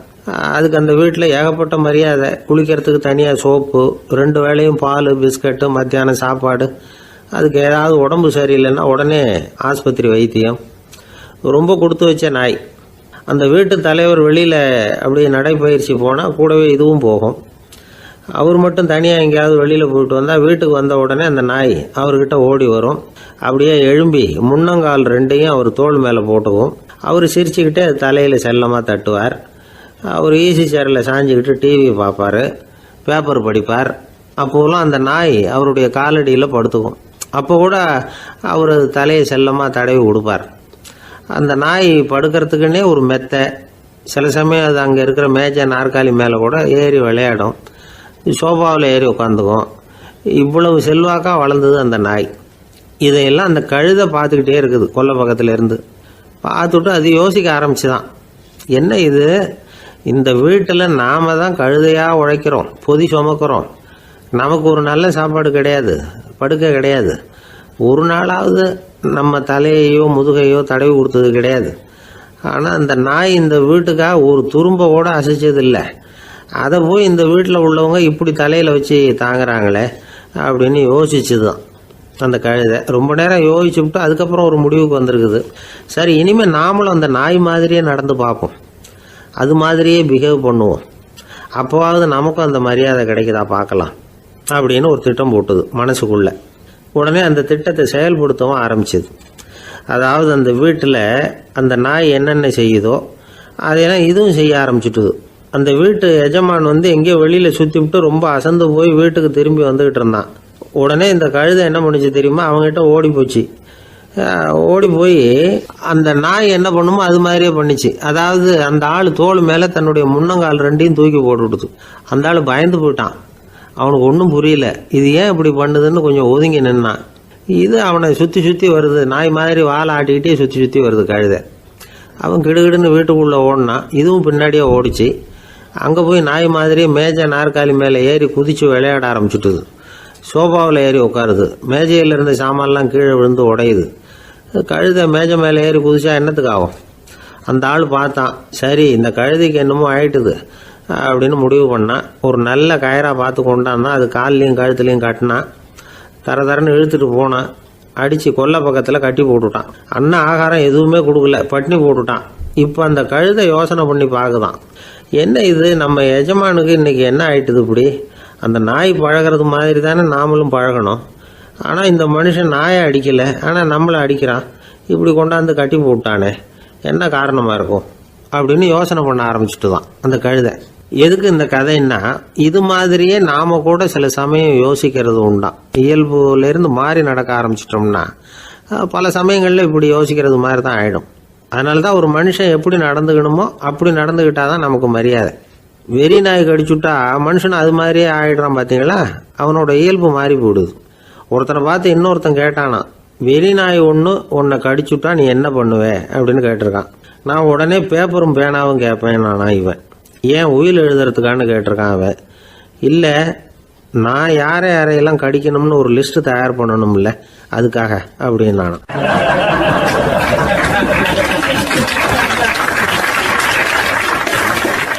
அந்த காலத்துல எல்லாம் படிக்கிறதுங்கிறது எப்படி தெரியுமா, குருகுல வாசம் செஞ்சு படிக்கணும். ஆசிரியருங்கிறவர் ஆசிரமத்தில் இருப்பார். அங்கே போய் அவருக்கு தொண்டுகள் செய்யணும், துணிகள்லாம் துவைச்சி போடணும், தூங்கும்போது காலை பிடிச்சி விடணும், புழுக்கமாக இருந்தால் விசிறி மட்டை எடுத்து விசிறணும். அப்படியே அப்பப்போ அவர் சொல்லிக் கொடுக்குற பாடத்தையும் கற்றுக்கணும். அவர் சொல்லிக் கொடுக்குற பாடங்களை ஓலைச்சுவடிகளில் எழுதிக்கணும். இதுதான் குருகுல வாசம்ங்கிறது. இப்போ மாதிரிலாம் கிடையாது. ஆக குருகுல வாசம்ங்கிறது மனசையும் பண்படுத்தும், அறிவையும் பண்படுத்தும். அப்படி ஒரு பயிற்சி அது. அந்த காலத்தில் பஞ்சபாண்டவர்கள் ஒரு குருகுலத்தில் படிக்க போனாங்களாம். ஏற்கனவே அங்கே ஒரு 15 பேர் இருந்திருக்கிறாங்க. இவங்களையும் சேர்த்து மொத்தம் 20 பேர். எல்லாரும் ரொம்ப ஆர்வத்தோடு அங்கே தங்கி படிச்சுக்கிட்டு இருக்கிறாங்க. 2 வருஷம் ஓடி போச்சு. எல்லாரும் ஊருக்கு திரும்ப வேண்டிய நேரம். ஆசிரியர் ஒவ்வொருத்தராக கூப்பிட்டார். இது வரைக்கும் என்ன கற்றுக்கிட்ட அப்படின்னு கேட்டார். அவங்க தாங்கள் எழுதி வச்சிருந்ததை சொன்னாங்க, கற்றுக்கிட்டதை சொன்னாங்க. அங்கே படிக்க வந்தவங்க எல்லாருமே புத்திசாலிகள். அது மட்டும் இல்லை, பல பேர் அரச குடும்பத்தை சேர்ந்தவங்க, இளவரசர்களாக வேற இருக்கிறவங்க. அதனால் அவங்கக்கிட்ட அபாரமான கல்வி அறிவை எதிர்பார்த்தார். ஒருத்தன் வந்தான், தான் எழுதி வச்சிருந்த சரித்திர பாடம் பூராவையும் படித்து காட்டினான். இன்னொருத்தன் வந்தான், தான் எழுதி வச்சிருந்த பூகோள பாடம் பூராவையும் படித்து காட்டினான். இப்படி ஒவ்வொருத்தராக அவங்க படித்தது என்னங்கிறத படித்து காட்டிவிட்டு போனாங்க. கடைசியாக தர்மர் வந்தார். பேசாமல் நிற்கிறார். தன் கையில் இருந்த ஓலைச்சுவடி கேட்டால் அவர் பிரிக்கவே இல்லை. ஆசிரியர் இவர்கிட்ட தான் அதிகமாக எதிர்பார்த்தார். ஆனால் இவரும் பேசாமல் நின்றுட்டு இருக்கிறார். நீ என்ன கற்றுக்கிட்ட சொல்லு, ஓலைச்சுவடியை பிரித்து படினார் அந்த முனிவர். தர்மர் அசையவே இல்லை. மெதுவாக சொன்னார், ஐயா, நான் கற்றுக்கிட்டது ஒன்றே ஒன்று தான். அதுதான் வாழ்க்கையில் எனக்கு ரொம்ப முக்கியமான பாடமாக அமையும் அப்படின்னார். என்னது, என்கிட்ட 2 வருஷ காலமாக படிச்சு விட்டு கடைசியில் கற்றுக்கிட்டது ஒன்று தானா அப்படின்னார் முனிவர். அவருக்கு ஒன்றும் புரியல. மற்ற மாணவர்களை விட இவர் பண்புகளில் உயர்ந்தவர், அறிவில் சிறந்தவர், வயசில் முதிர்ந்தவர். இவரே இப்படி சொன்னால் மற்றவங்க நிலைமை என்னத்துக்கு ஆறுது, அவங்க ரொம்பவும் கெட்டு போயிடுவாங்களே அப்படின்னு அவர் யோசனை பண்ணார். தர்மா, நல்லா யோசனை பண்ணி பதில் சொல்லு. 2 வருஷமாக நீ கற்றுக்கிட்டது என்ன அப்படின்னு தானே நான் கேட்குறேன், அதை கொஞ்சம் யோசனை பண்ணி சொல்லுன்னார் முனிவர் கொஞ்சம் கோபமாக. தர்மர் முகத்தில் எந்த மாறுதலுமே இல்லை. இல்லையா, 2 வருஷமாக நான் கற்றுக்கிட்ட முக்கியமான பாடம் ஒன்று தான்னார். இப்போ அந்த முனிவருக்கு கோபம் அதிகமாக வந்துடுச்சு. ஏன்பா, உனக்கு வெக்கமா இல்லையா? உன்னை விட வயசில் குறைஞ்சவங்க எவ்வளவு பாடம் கற்றுக்கிட்டு இருக்கிறாங்க, எவ்வளவு விரிவாக அவங்க படித்து காட்டினாங்க. நீயும் கூட நிறைய குறித்து வச்சிருக்கிற போல இருக்கு, அதை ஏன் பிரித்து படிக்கக்கூடாது அப்படின்னார். ஐயா, நான் சொல்கிறது உங்களுக்கு ஏமாற்றமாக இருந்தால் என்னை மன்னிக்கணும். நான் ரொம்ப முக்கியமாக கற்றுக்கிட்டு இருக்கிறது ஒன்று தான், மற்ற எதையும் சொல்கிறதுக்கு விரும்பலைன்னார். மாணவர்கள்லாம் சிரிச்சுட்டாங்க. முனிவருக்கு கோபம் அளவுக்கு மீறி வந்துட்டு ஓங்கி அரைஞ்சு விட்டார் தருமரை அவர் கன்னத்தில். தருமர் கண்ணை செவந்து போட்டுது, கண்கள் கலங்கி போச்சு. ஆனாலும் அவர் அமைதியை இழக்கலை, தலை குனிஞ்சு நிற்கிறார். இவருடைய பிடிவாதம் முனிவருக்கு இன்னும் ஆத்திரத்தை உண்டாக்கி விட்டது. இன்னொரு கண்ணத்திலே அரைஞ்சார். எல்லாரும் பயந்து போய் அமைதியாக நின்றுட்டு இருக்கிறாங்க. முனிவர் கத்துறார், அப்படி நீ கற்றுக்கிட்ட அந்த முக்கியமான பாடம் தான் என்ன, அதையாவது சொல்லு அப்படின்னார். ஐயா, அதை மட்டும் ஒரு ஓலைச்சுவடியில் தனியாக குறித்து வச்சிருக்கிறேன், இந்தாங்க, இதை நீங்களே படித்து பாருங்கன்னார். தருமர் ஓலைச்சுவடியை நீட்டினார். முனிவர் அதை வாங்கி பிரித்தார், சத்தம் போட்டு படித்தார். இல்லை, என்ன எழுதியிருக்காருன்னா, எப்படிப்பட்ட சோதனை ஏற்பட்டாலும் நிதானம் இழந்து கோபத்துக்கு ஆளாகக்கூடாது அப்படின்னு. இதுதான் அந்த ஓலைச்சுவடியில் அவர் எழுதி வச்சிருந்தது. அந்த ஒரு கணத்திலேயே முனிவரும் எல்லா மாணவர்களும் தர்மரை புரிஞ்சுக்கிட்டாங்களாம். அவர் கற்றுக்கிட்டது ஏட்டு சுரக்காய் இல்லை, வாழ்க்கையில் பயன்படக்கூடிய முக்கியமான அனுபவ பாடம். முனிவர் கண்களில் கண்ணீர். தர்மர் அன்போடு கட்டி தழுவிக்கிட்டார். அப்புறம் சொன்னார், தர்மா, என்னை மன்னிச்சுரு, நீ மாணவன் இல்லை, ஆசிரியன். நான் இது வரைக்கும் தெரிஞ்சிக்காத அனுபவ பாடத்தை நீ இப்போ எனக்கு கற்றுக் கொடுத்துட்ட அப்படின்னு சொன்னாராம். அதனால் நிதானம் தவறக்கூடாதுங்கிறது ரொம்ப முக்கியமான ஒரு செய்தி. ஒரு ஆசிரியர் மாணவனை ஒரு கன்னத்தில் ஓங்கி அரைஞ்சுட்டார். இவன் நிதானம் தவறல, அமைதியாக நின்றுக்கிட்டு இருந்தான். அவர் ஒரு தடவை அரைஞ்சதும் எப்படி உன்னால் நிதானம் தவறாமல் இருக்க முடிஞ்சுது அப்படின்னு கேட்டாங்க நண்பர்கள். அவன் சொன்னான், நான் நிதானம் தவறி இருந்தா எங்கள் வாத்தியார் இன்னொரு கன்னத்துலேயும் அரைஞ்சிருப்பார், அது அதை விட பலமாக இருக்கும், அதனால தான் நான் அப்படி இருந்தேன் அப்படின்னு நானான். ஆக நாம் தெரிந்து கொள்ள வேண்டியது, வாழ்க்கையில் நிதானம் தவறாமல் இருக்க வேண்டும். அதுதான் வெற்றியின் ரகசியம்.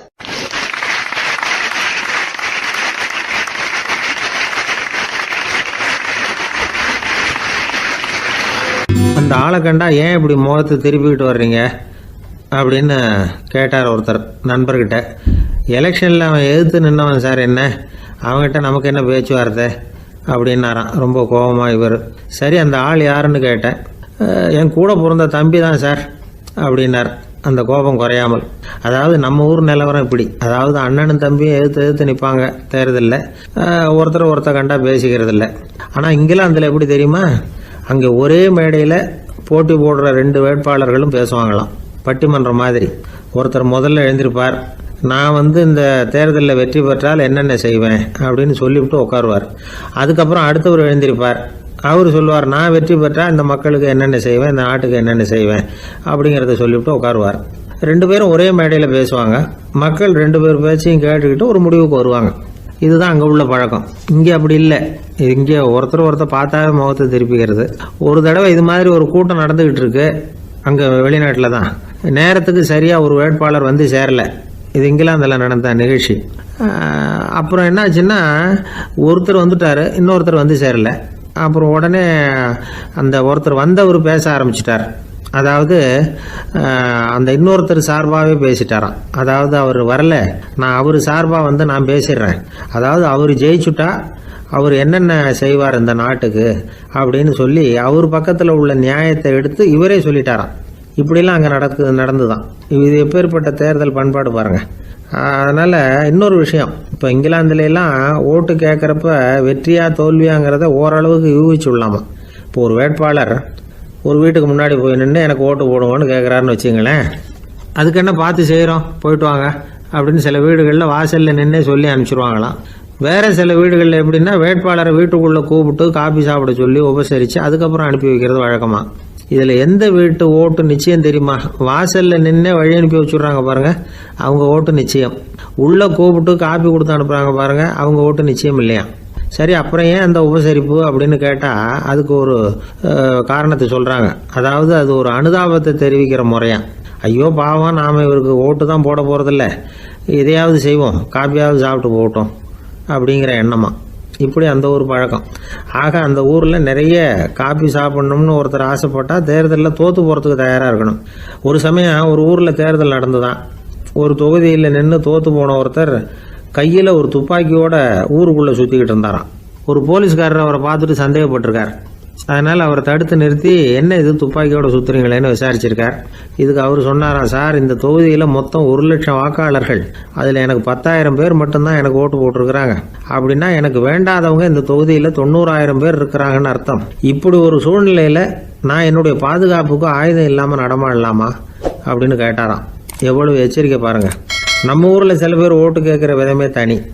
ஒருத்தர் ரொம்ப சாமர்த்தியமாக ஓட்டு கேட்பாராம். அவர் எப்படின்னா, ஒரு வீட்டுக்கு போகிறாருன்னு வச்சுங்களேன், அந்த நேரம் அந்த வீட்டுக்காரர் என்ன செஞ்சுக்கிட்டு இருக்கிறாரோ அதே வேலையை இவரும் கொஞ்ச நேரம் செய்வாராம், அவருக்கு ஒத்தாசையா. அதுக்கப்புறம் மெதுவாக பேச்சு கொடுப்பார், ஓட்டு கேட்பார், இது மாதிரி எலெக்ஷனில் நிற்கிறேன் கவனிக்கணும்னு. அது மாதிரி ஒரு தடவை அவர் போனப்போ அங்கே அவர் என்ன பண்ணிகிட்டு இருக்காரு, வீட்டுக்கு பின்னாடி மாட்டு கொட்டையில் பால் கறந்துக்கிட்டு இருக்கார் ஒரு பசுமாட்டுக்கிட்ட. அந்த வீட்டில் இவர் ஓட்டு கேட்க போனவர் இவர் ஓடி போய் இன்னொரு சொம்பை எடுத்துக்கிட்டு அதே மாட்டுக்கு இன்னொரு பக்கம் போய் உட்காந்துக்கிட்டு இவரும் பால் கறக்க ஆரம்பிச்சிட்டார். எதிர உட்காந்துட்டு இருக்காரு இவர் இந்த பக்கம் உட்காந்துருக்கார். கீழே கொஞ்சம் குனிஞ்சு பார்த்தா ஒருத்தர் முகத்தை ஒருத்தர் பார்க்கலாம். கொஞ்ச நேரம் ஆனதுக்கப்புறம் இவர் மெதுவாக அவர்கிட்ட பேச்சு கொடுத்தாராம். இது மாதிரி, நான் எலெக்ஷனில் நிற்கிறேன், நீங்கள் ஓட்டு போடணும், அதுக்காக தான் வந்தேன்னாராம். அது முடியாதுங்களேன்னாராம் அவர். ஏன்னு கேட்டிருக்கார். நான் இந்த வீட்டுக்காரன் இல்லை, நானும் உன்ன மாதிரி ஓட்டு கேட்க வந்தவன் தான் அப்படின்னாராம் அவர்.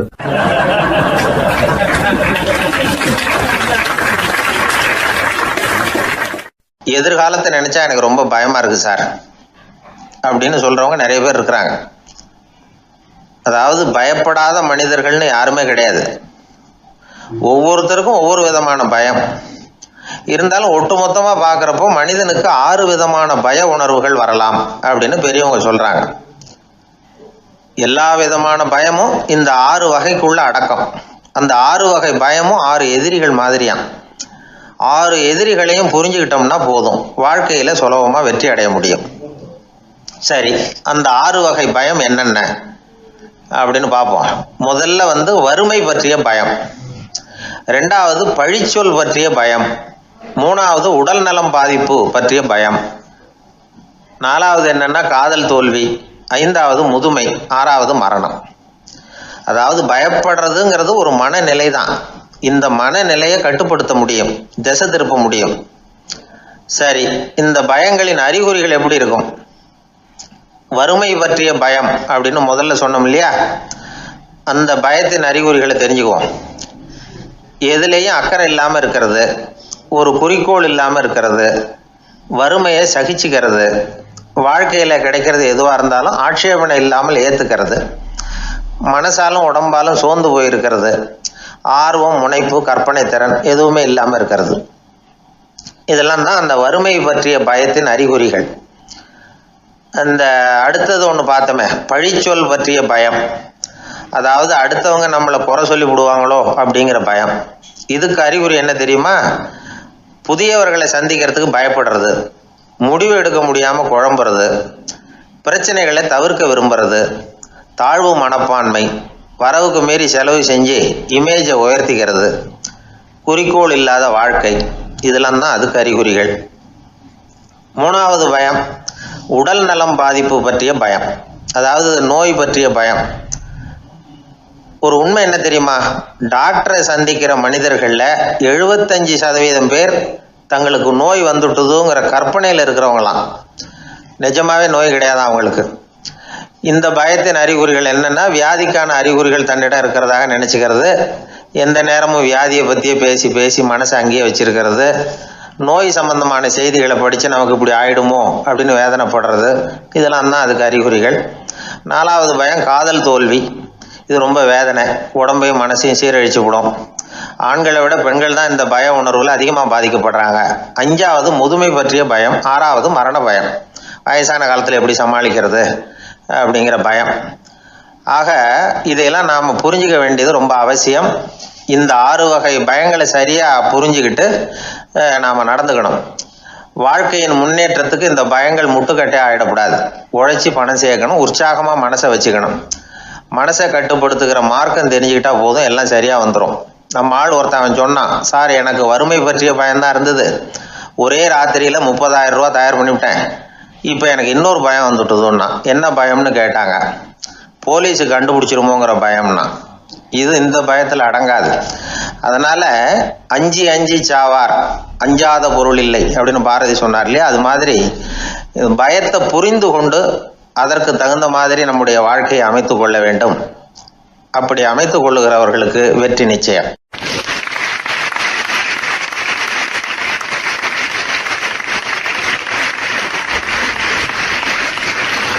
1816 வருஷம் செப்டம்பர் மாதம் 11 பிரான்ஸ் தேசத்தில் உள்ள ஒரு மருத்துவமனை. அங்கே ஒரு இளம் டாக்டர் கொஞ்ச நாளைக்கு முன்னாடி தான் அந்த ஆஸ்பத்திரியில் புதுசாக வேலைக்கு சேர்ந்துருக்கிறார். அவர் பேர் ரெனே லெனக். அவர் அன்னைக்கு காலையில் அந்த மருத்துவமனையில் அப்படியே ரவுண்ட்ஸ் வந்துக்கிட்டு இருக்கிறார். வார்டில் ஒரு படுக்கையில் ஒரு இளம் பெண் படுத்திருக்கிறார். அந்த பொண்ணுக்கு இருதய நோயாக இருக்கலாம்ங்கிறது மற்ற டாக்டர்கள் சந்தேகம். அந்த காலத்துல எல்லாம் ஒருத்தருடைய இருதய துடிப்பை தெரிஞ்சுக்கணும்னா நோயாளியின் மார்பில் டாக்டர் வந்து காதை வச்சு பார்த்து தான் தெரிஞ்சுக்கிறது வழக்கம். ஆனால் இந்த பெண்ணும் வந்து இளம் பெண், அந்த டாக்டரும் புதுசாக சேர்ந்துருக்கிறவர். அதனால் பரிசோதனை பண்ண தயங்கினார். கொஞ்ச நேரம் யோசனை பண்ணார். திடீர்னு ஒரு ஞாபகம் வந்தது அவருக்கு. அதாவது அன்னைக்கு விடியற் காலையில் தோட்டத்தில் அப்படியே வாக்கிங் போயிட்டு இருந்தப்போ சின்ன பசங்கள்லாம் ஒரு மரக்கட்டை வச்சு விளையாடிக்கிட்டு இருந்தாங்களாம். அதை இவர் பார்த்துருக்கிறார். அது என்ன விளையாட்டுனா, ஒரு நீளமான மரப்பலகை, அதில் ஒரு முனையில் ஒரு பையன் தன்னுடைய காதை வச்சுக்கிட்டு இருக்கிறான், மறுமுனையில் இன்னொரு பையன் அந்த மரப்பலகையை ஒரு ஆணியால் கீறிக்கிட்டு இருக்கிறான்.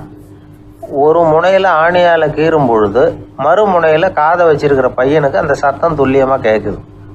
அந்த டாக்டருக்கு காலையில் பார்த்த இந்த விளையாட்டு ஞாபகத்துக்கு வந்துட்டுது. உடனே என்ன பண்ணார் தெரியுமா? ஒரு நீளமான காகிதத்தை எடுத்தார். அதை அப்படியே உருளை மாதிரி உருட்டினார். ஒரு முனையை அந்த நோயாளியின் மார்பில் இடது பக்கம் வச்சார், இன்னொரு முனையில் தன்னுடைய காதை வச்சார். என்ன ஆச்சரியம்! நோயாளியின் மார்பில் நேரடியாக காதை வச்சு கேட்குறத விட துல்லியமாக கேட்டது இதய துடிப்பு. இதய துடிப்பு மட்டும் இல்லை, மூச்சு இழுத்து விடுறது, திரவ பொருள்களின் அசைவு, எல்லா சத்தமும் தெளிவாக கேட்குது. கிரேக்க மொழியில் ஸ்டெத்தாஸ் அப்படின்னா மார்பு, ஸ்கோப்பின் அப்படின்னா பார்ப்பதுன்னு அர்த்தம். அதனால் டாக்டர் ரெனே லெனக் தான் கண்டுபிடிச்ச கருவிக்கு ஸ்டெத்தஸ்கோப் அப்படின்னு பேர் வச்சார். அவரே வந்து முதல் மாடலையும் செஞ்சார். அளவு ரொம்ப பெருசாக இருந்தது, சுலபமாக எடுத்துகிட்டு போகிறது கஷ்டம், அது அவ்வளோ கஷ்டமாக இருந்தது அது. அதனால் அவரே அதை அப்புறம் 2 பிரிவாக தயார் பண்ணார். இது 2 துண்டையும் டாக்டர் தன்னோட கோட்டு பாக்கெட்டில் வச்சுக்கலாம், தேவைப்படுறப்ப எடுத்து ஒன்றா சேர்த்துக்கலாம். இப்படி தான் அவர் ஆரம்பத்தில் பண்ணார். தன்னுடைய இந்த கண்டுபிடிப்பை பற்றி அவர் ஒரு புத்தகம் எழுதினார். நிறைய விற்றுது, புகழும் பணமும் சேர்ந்தது. பணமும் புகழும் வந்து சேர்ந்தது மாதிரி அவருக்கு ஒரு நோயும் வந்து சேர்ந்தது. அது என்ன நோயின்னு கண்டுபிடிக்கிறதுக்கும் அவர் கண்டுபிடிச்ச கருவி தான் உபயோகப்பட்டு தான். அவரே அதை கண்டுபிடிச்சார். அவருக்கு வந்திருந்தது காச நோய். 1826 வருஷம் ஆகஸ்ட் மாதம் 13 உலகத்தின் முதல் ஸ்டெதஸ்கோப்பை கண்டுபிடிச்ச டாக்டர் ரெனே லெனக் காலமானார். அவர் சாகிறதுக்கு முன்னாடி மரத்தால் செஞ்சு வச்சுருந்த ஸ்டெதஸ்கோப்பை தனக்கு வேண்டியப்பட்ட ஒரு டாக்டர்கிட்ட கொடுத்து, என்னுடைய சொத்துக்கள்லேயே ரொம்ப வசந்தது அப்படின்னு சொன்னாராம். அதுக்கப்புறம் 3 வெள்ளைக்காரங்க சேர்ந்து இந்த கருவியில் சில மாற்றங்களை பண்ணாங்க. ஆனால் 1829 லண்டனில் டாக்டர் நிக்கோலஸுங்கிறவர் ஒரு காதால் இதய துடிப்பை கேட்குறத விட டாக்டர் 2 காதாலையும் கேட்குறது தான் சரியாக இருக்கும் அப்படின்னு ஒரு கருத்தை வெளியிட்டார். அதுக்கப்புறம் ரொம்ப காலம் கழித்து 1852 ஜார்ஜ் காமான் அப்படிங்கிறவர் ரப்பர் டியூப்களை உபயோகப்படுத்தி 2 காதாலையும் கேட்குற மாதிரி ஒரு புதிய வடிவத்தை அதுக்கு கொடுத்தார். அதுக்கு பிறகு அது படிப்படியாக எவ்வளவோ மாற்றங்கள் இருந்தாலும் ஆரம்பத்தில் டாக்டர் ரெனே லெனக் உருவாக்கின அடிப்படை மாடலை யாரும் மாற்றி அமைக்கலைங்கிறது தான் முக்கியமான விஷயம். நமக்கு தெரிஞ்ச ஒரு ஆஸ்பத்திரி, அதில் ஒரு நோயாளி, காலை நேரத்தில் நர்ஸு அந்த பக்கமாக போயிட்டு இருந்தாங்க. அதை பார்த்துட்டு ஒரு நர்ஸுன்னு கத்துறாரு. நர்ஸு அவசரமாக ஓடி வந்து என்ன விஷயம்னு கேட்டாங்க. சிஸ்டர், இங்கே பாருங்கள், உங்கள் டாக்டரை என் நெஞ்சில் ஒரு காதை வச்சு கேட்டுக்கிட்டு இருக்கிறார் அப்படின்னார் நோயாளி. சிஸ்டர் பதட்டப்படாமல், அதனால் என்ன, இந்த டாக்டர் பழமையான விஷயங்களில் ரொம்ப நம்பிக்கை உள்ளவர், அதனால் ஸ்டெதாஸ்கோப்பை உபயோகப்படுத்தாமல் காதை வச்சு கேட்குறார், அது ஒன்றும் தப்பு இல்லை அப்படின்னாங்களாம். ஐயோ, அதுக்காக இல்லை சிஸ்டர், இவர் என் நெஞ்சு மேலே தலையை வச்சது நேற்று ராத்திரி 9 மணி, இப்போ விடிஞ்சு போச்சு, இன்னமும் தலையை எடுக்கவே இல்லை, அதுக்காக தான் சந்தேகப்பட்டு உங்களை கூப்பிடுறேன் அப்படின்னாராம்.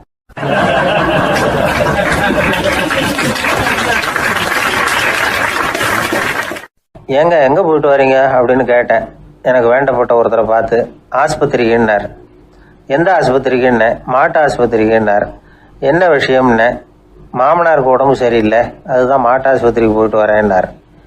அட பாவி, அதுக்கு அந்த ஆஸ்பத்திரிக்காக போவாங்க அப்படின்னு ஆச்சரியமா. அட அது இல்லைப்பா, முதல்ல எங்கள் குடும்ப டாக்டர் தான் தேடிக்கிட்டு போனேன். அவர் அந்த நேரத்தில் அவர் வளர்க்குற நாய்க்குட்டிக்கு உடம்பு சரியில்லைன்னு சொல்லி அதை தூக்கிக்கிட்டு மாட்டு ஆஸ்பத்திரிக்கு போயிட்டாராம் சொன்னாங்க. அதனால் அங்கே போய் அவரை சந்தித்து விஷயத்தை சொல்லிவிட்டு வர்றேன்னார்.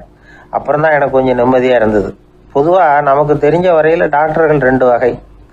நமக்கு வைத்தியம் பண்ணுற டாக்டர்கள் ஒரு வகை, நம்மக்கிட்ட இருக்கிற ஆடு மாடு கோழிக்கு வைத்தியம் பண்ணுற டாக்டர்கள் ஒரு வகை.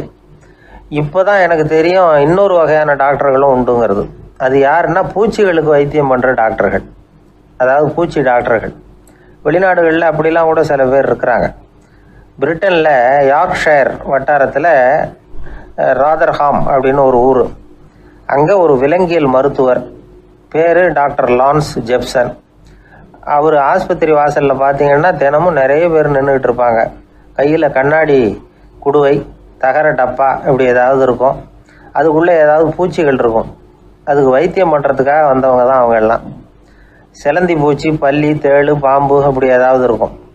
பொழுதுபோக்காக சில பேர் நாய், பூனை, கிளி, மைனா, புறா இப்படி ஏதாவது வளர்க்குறாங்கல்ல, அது மாதிரி இப்போல்லாம் தேளு, பல்லி, பாம்பு, பூச்சி இதையெல்லாம் வளர்க்க ஆரம்பிச்சிட்டாங்களாம். இது ஒரு புது ஃபேஷன். இப்போ கூண்டுக்குள்ளே டப்பாக்குள்ளே போட்டு வளர்க்குறது, அதுக்கு ஏதாவது நோய் வந்துட்டுதுன்னா வைத்தியம் பண்ணுறதுக்கு டாக்டர்கிட்ட வந்துட வேண்டியது, இப்படி இந்த பழக்கம்லாம் நிறையா வந்துட்டுது. ரத்தம் உறிஞ்சிற அட்டைகள் கூட இவங்ககிட்ட வைத்தியத்துக்கு வருதான். சிலந்திகளில் செங்கால் சிலந்தின்னு ஒரு வகை. மத்திய அமெரிக்க காடுகளில் இது அதிகம். சிலந்திகள்லேயே ரொம்ப விலை உசந்தது இந்த ரகம்தான். கால்களில் சிவப்பு கோடுகள் இருக்கும். இந்த இனம் இப்போ குறைஞ்சிக்கிட்டே வர்றதுனால சர்வதேச விதிகளின்படி இவற்றின் ஏற்றுமதி இறக்குமதிக்கு தடை விதிக்கப்பட்டிருக்குது. அதனால் இதை வளர்க்குறவங்க வீட்டுக்குள்ளேயே இனவிருத்தி மூலமாக பெருக்கி விற்பனை பண்ணிட்டு வராங்களாம். அந்த வகை சிலந்திகள் தான் இப்போ வைத்தியத்துக்கு அதிகமாக வருதான். சரி, இதுக்கெல்லாம் எப்படி வைத்தியம் பண்ணுறாங்க? முதல்ல அதை குளிர்பதன பெட்டியின் வழுவழுப்பான சுவரில் விட்ட உடனே அதெல்லாம் மெதுவாக இறங்கி வரும். அப்போ அதன் நோயை கண்டுபிடிக்கிறது சுலபம். அப்புறம் அதுக்கு கிருமிகளை கொல்லக்கூடிய மருந்துகளையோ வலி நிவாரண மருந்துகளையோ கொடுப்பாங்க. கால் உடைஞ்ச சிலந்திகளுக்கு பசையை கொண்டு ஆப்ரேஷன் பண்ணுவாங்க. சில சிலந்திகளுக்கு உடைஞ்ச காலை எடுத்துட்டா புதிய கால் வளர்ந்துடும். சிலந்திகளை மனிதர்கள் கையில் எடுக்கிறப்போ அது பயந்து போய் கீழே குதிக்குது, அதனால் கால் உடஞ்சி விடுது, இல்லைன்னா வயிறு சேதமடையுது. அந்த நிலைமையில் வர்ற சிலந்திகளுக்கு மயக்க மருந்து கொடுத்து ஆப்ரேஷன்லாம் கூட பண்ணுறாங்களாம். பார்த்தீங்களா பூச்சிகளுக்கு வந்த வாழ்வை? நம்ம ஊர்லேயும் வீடுகளில் பூச்சிகள் வளர்க்குறது உண்டு. ஒருத்தர் வந்தார், எனக்கு 3000 கரப்பாம்பூச்சி அவசரமாக தேவைப்படுது, எங்கே கிடைக்கும்னு கேட்டார். கரப்பாம்பூச்சியா? அது என்னத்துக்குன்னு கேட்டோம். அது வேற ஒன்றும் இல்லை, நான் குடியிருக்கிற வாடகை வீட்டை காலி பண்ண போகிறேன். வீட்டு சொந்தக்காரர் என்ன சொல்கிறாருன்னா, இந்த வீட்டுக்கு நான் குடி வந்தப்போ எப்படி இருந்ததோ அதே நிலைமையில் விட்டுட்டு போகணும்னு வீட்டுக்காரர் சொல்லியிருக்கிறார், அதனால தான் கேட்டேன் அப்படின்னார்.